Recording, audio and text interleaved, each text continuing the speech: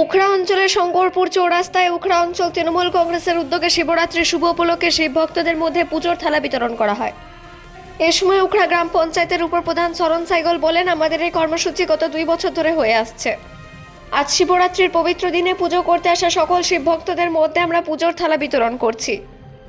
তিনি জানান, এখনো পর্যন্ত 350 জন ভক্তের মধ্যে সামগ্রী বিতরণ করা হয়েছে এবং আগামী 2 দিন ধরে কর্মসূচি চলবে। এ সময় উপস্থিত ছিলেন উপপ্রধান শরণ সাইগল, জেলা পরিষদের সদস্য কৃষ্ণা ব্যানার্জি, রুম্পা চৌধুরী, পিন্টু যাদব সহ উখড়া অঞ্চল তৃণমূল কংগ্রেসের অন্যান্য সদস্যরা উপস্থিত ছিলেন। অন্ডাল থেকে অজিত মেসা, রিপোর্ট নিউজে।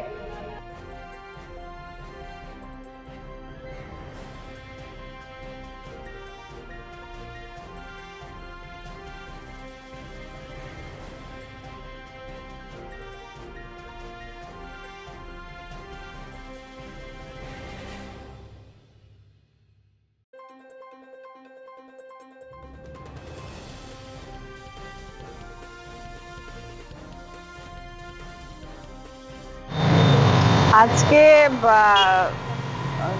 মহাশিবরাত্রির আজকে পূর্ণ লগ্ন, সেই লগ্নকে সামনে রেখে মুখ্যমন্ত্রী মমতা ব্যানার্জির অনুপ্রেরণায় আজকে উখড়া অঞ্চল তৃণমূল কংগ্রেসের পক্ষ থেকে শরণদার তত্ত্বাবধানে যে সমস্ত মায়েরা মহাদেবের পূজা অর্চনা করতে যাবেন তাদেরকে কিছু পূজার সামগ্রী বা পুজোর ডালি দেওয়ার ব্যবস্থা করা হয়েছে। মানুষের মধ্যে আমরা এটাই বার্তা দিতে চাই যে বিরোধীরা শুধু ধর্ম নিয়ে রাজনীতি করে, আমরা কিন্তু সনাতন ধর্মের বরাবর পাশে থাকি এবং এই ডালি দিয়ে আমরা তাদের পাশে থাকারই চেষ্টা করছি। ধন্যবাদ। গত বছর থেকে আমরা এটা শুরু করেছি। আমাদের নেত্রী মাননীয় মুখ্যমন্ত্রী মমতা ব্যানার্জির অনুপ্রেরণায় আমাদের মনে হয়েছে যে এই অঞ্চলে অনেক রকম ভাষাভাষী মানুষের বসবাস, এবং যারা আমরা দেখেছি যে প্রতি বছরই শিবরাত্রির দিন পুণ্যার্থীদের ঢল নামে এবং তারা বিভিন্ন শিব মন্দিরের উদ্দেশ্যে পূজা নিমিত্তে আমাদের এই মেন রোড দিয়ে যান। তো আমাদের মাথায় তখন আসে যে এই পুণ্যার্থীদের যদি আমরা পূজার সামগ্রী প্রদান করতে পারি তাহলে মনে হয় কাজটা ভালো হবে। সেই লক্ষ্যে আমরা গত বছর থেকে শুরু করেছি, এটা 2য় বছর। এই বছরও আমরা পূজার ডালি সাজিয়ে আমরা এখানে ক্যাম্প করে বসে আছি।